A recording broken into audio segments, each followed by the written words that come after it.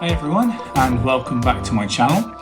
And as usual, I will say it's always good if you could like and subscribe and follow all the videos and share the posts and everything, because the drumming community is a good one and we're up for sharing everything. So and also on the flip side of that, it's great that I've got some nice comments, and I've been sharing my YouTube shorts recently and they've been getting a lot of traction. I think that's what they say. So all good, things are moving forward. So thanks guys for tuning in, and I do appreciate it, because there's a billion squillion drummers out there and I'm just one of them. And we're all adding great content. So checking out my site, thank you very much, it's great.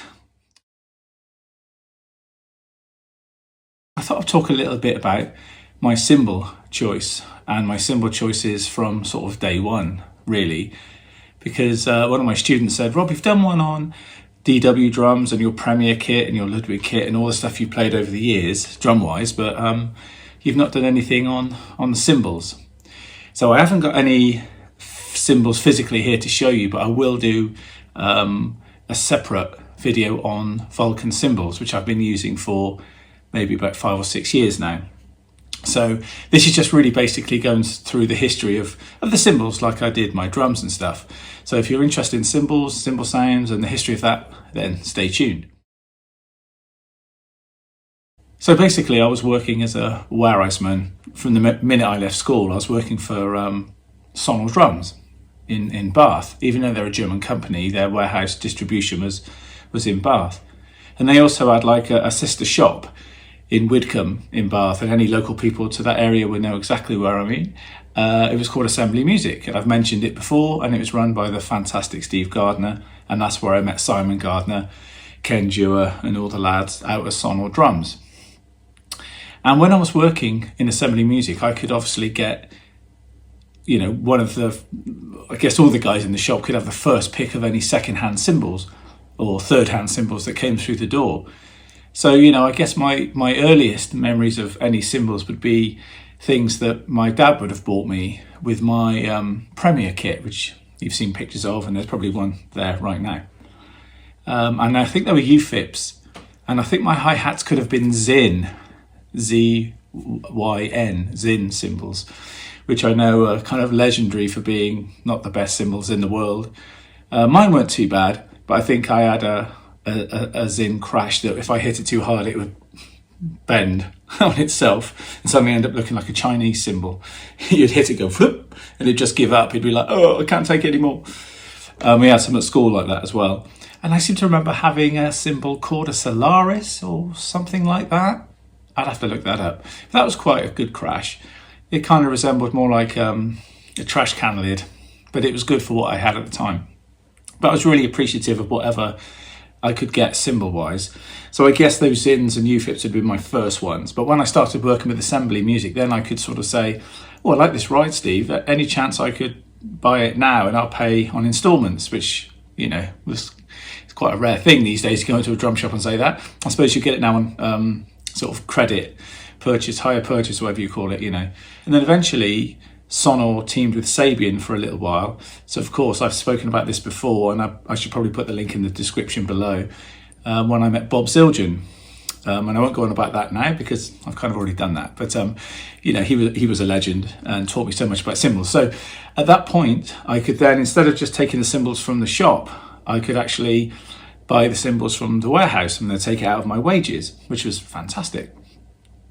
And I was rocking Sabian AAs, HHs, and I think I've said before, my favourite was the sound control, and they were sort of tapered just near the edge, and they were very, very thin, but they were very quick and very bright if it was the AA range, or very dark if it was the hand-hammered HH range, and they were just beautiful.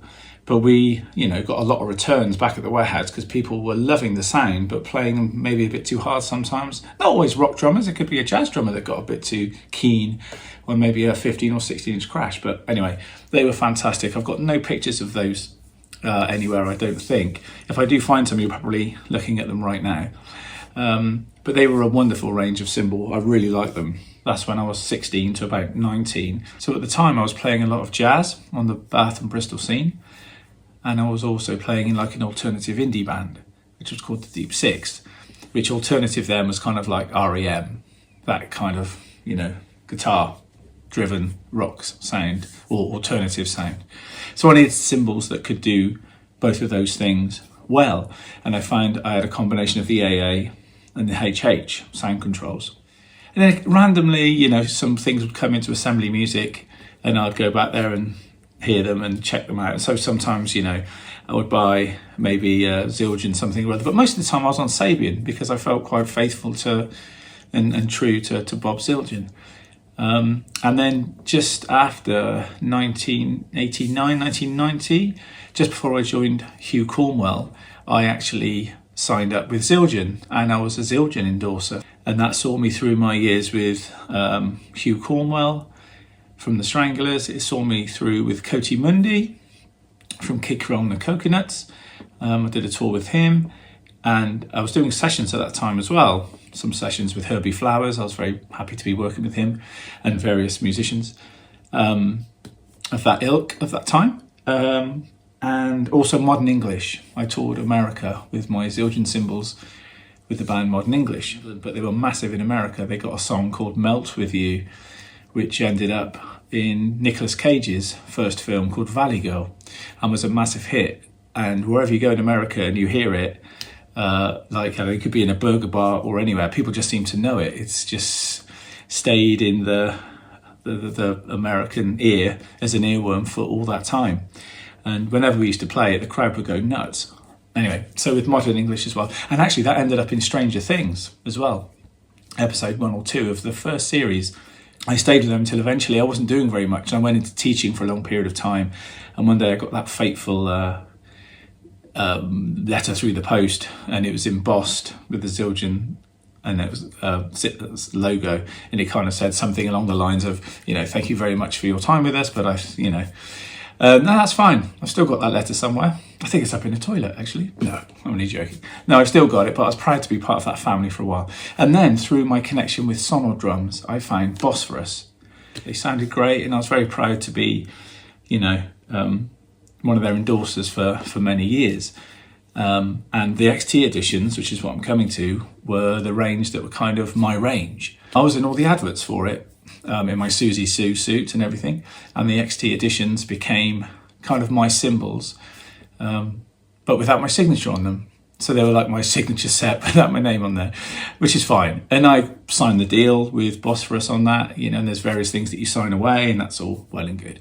And I've actually still got the master set here somewhere. Don't tell them. And they're great.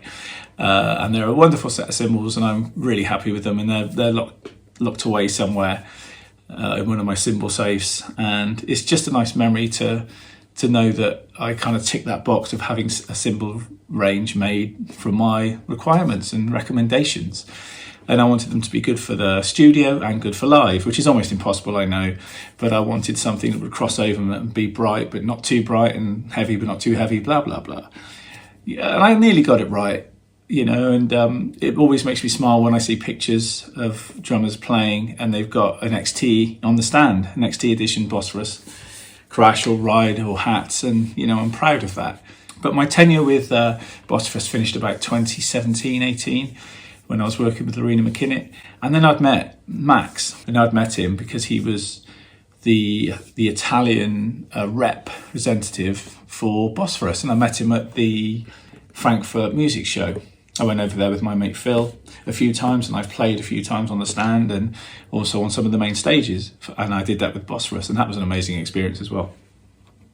And anyway, he gave me a business card. We went out for a few drinks, and he said, "But bear me in mind, and just good to know you. Maybe you could come to Italy and do some clinics," which we never did, unfortunately, because then COVID came and whatever else.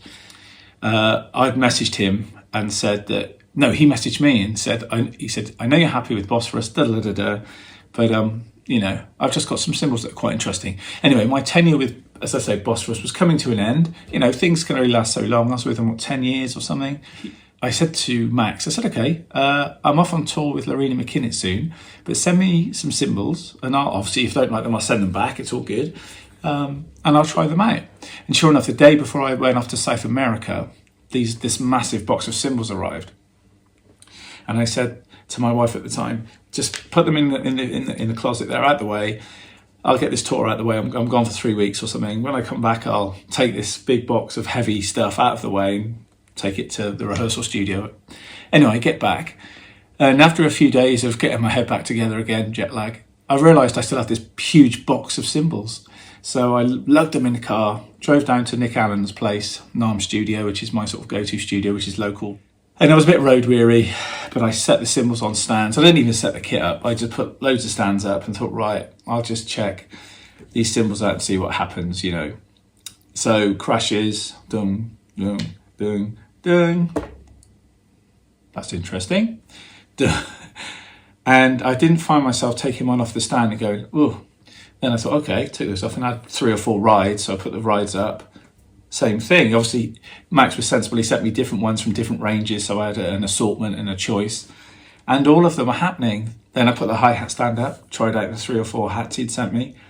And one's maybe a bit heavy for my ear, but it's subjective. But they were all really useful. And I ended up going outside to the car, setting the kit up, and then putting all those cymbals. And then, you know, 6 hours later or something, I was on my way back home with a massive smile on my face. And they were just absolutely fantastic. You know, designed in Italy and made in Turkey. They're Vulcan. But Vulcan, Star Trek, come on. It's a no-brainer.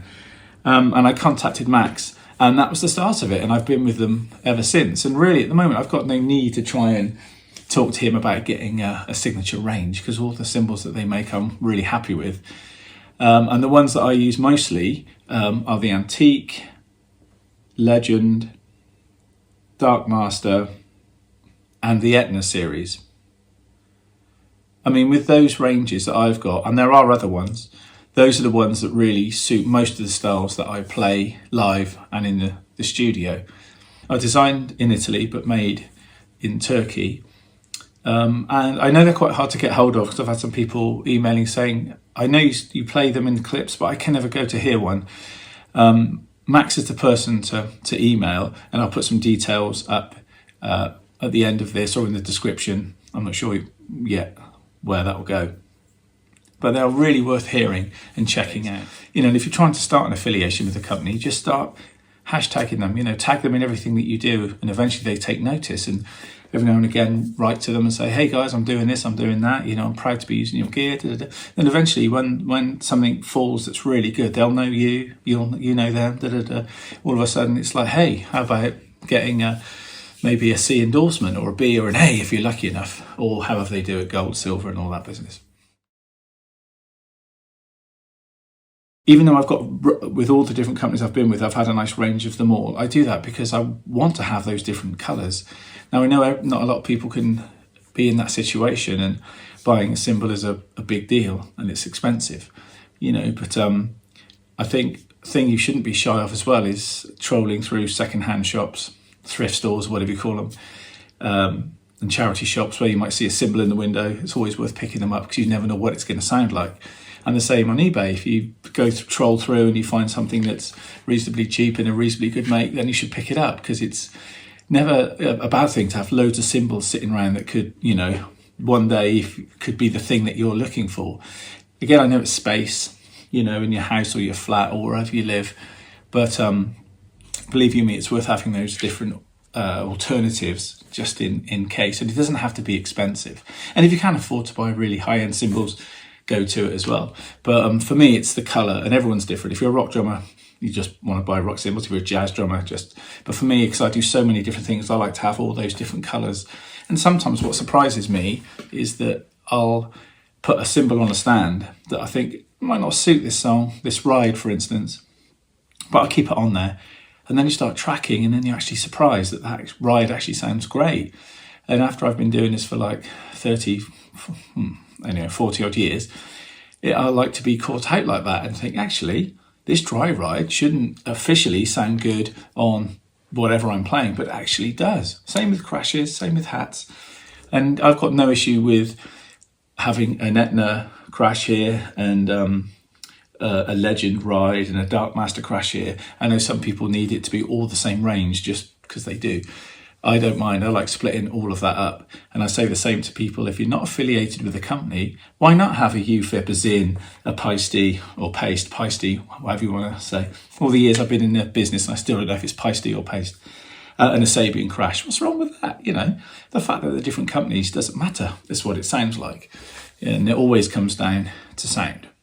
So if you've got any questions on any of the cymbal companies or anything that I've talked about today, then please let me know. Hopefully all the stuff will be in the description below for the different links and stuff that I've talked about. Thanks for tuning in. That was just a brief little synopsis of my life with the cymbal companies and what I've used and why and so on. So thanks for tuning in. Take care, guys. Don't forget to like and subscribe, and I'll see you again soon.